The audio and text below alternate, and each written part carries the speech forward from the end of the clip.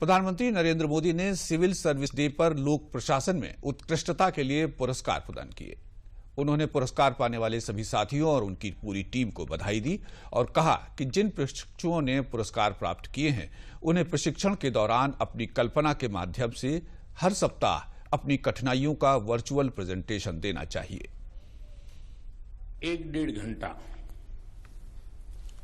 Virtually ये जो award winner है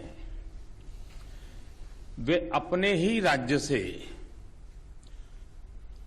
इस पूरी कल्पना क्या थी, कैसे शुरू किया, कौन सी कठिनाई आई, पूरा प्रेजेंटेशन दे वर्चुअली। इन सबको ट्रेनीज को क्वेश्चन आंसर्स हो और हर सप्ताह ऐसे 2 अवार्ड विनर्स के साथ अगर विशेष चर्चा हो तो मैं समझता हूं कि जो नई पीढ़ी आ रही है उनको एक प्रैक्टिकल अनुभव, बातें, चीजों का लाभ मिलेगा।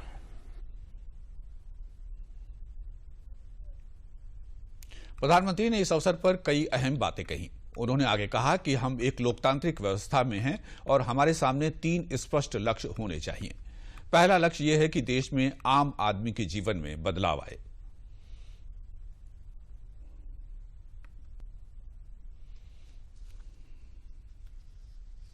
पहला लक्ष्य है कि देश में सामान्य से सामान्य मानवीय के जीवन में बदलाव आए, उसके जीवन में सुगमता आए और उसे इसका एहसास भी हो। अगर मैं दूसरे लक्ष्य की बात करूं तो आज ग्लोबलाइजेशन हम पिछले कई दशकों से सुन रहे हैं। हो सकता है भारत कभी दूर से इन चीजों को देखता था, लेकिन आज स्थिति कुछ अलग है।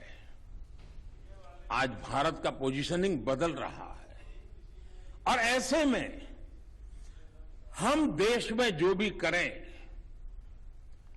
उसको वैश्विक संदर्भ में करना अब हमारे लिए समय की मांग है।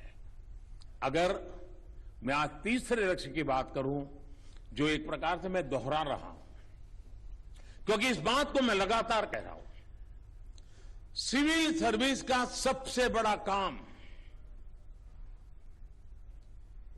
ये कभी भी हमारे लक्ष्य से ओझल नहीं होना चाहिए।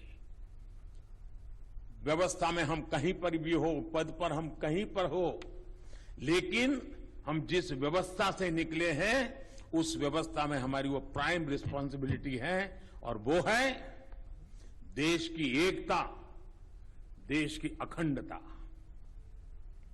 उसमें हम कोई कॉम्प्रोमाइज नहीं कर सकते। आज के युग में जन भागीदारी क्यों जरूरी है, यह भी प्रधानमंत्री ने बताया।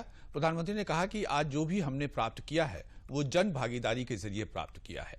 उन्होंने कहा कि हम जीवन समाज हैं जो काल बाह्य परंपरा को तोड़कर आगे बढ़ता है। प्रधानमंत्री ने यह भी कहा कि हमारा देश सिंहासनों की विरासत नहीं रहा है, ये देश सदियों से, हजारों सालों से हमारी परंपरा रहा है।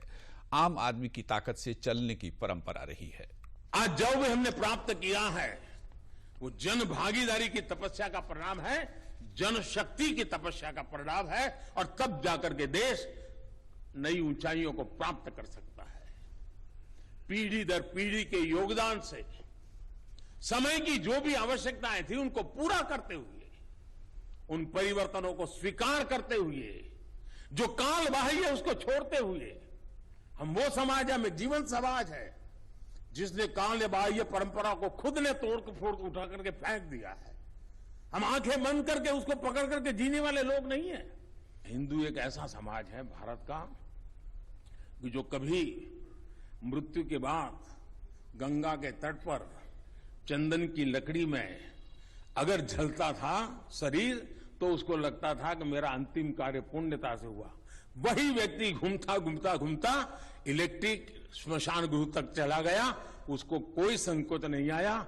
इस समाज की परिवर्तनशीलता की एक बहुत बड़ी ताकत का इससे बड़ा कोई सबूत नहीं हो सकता।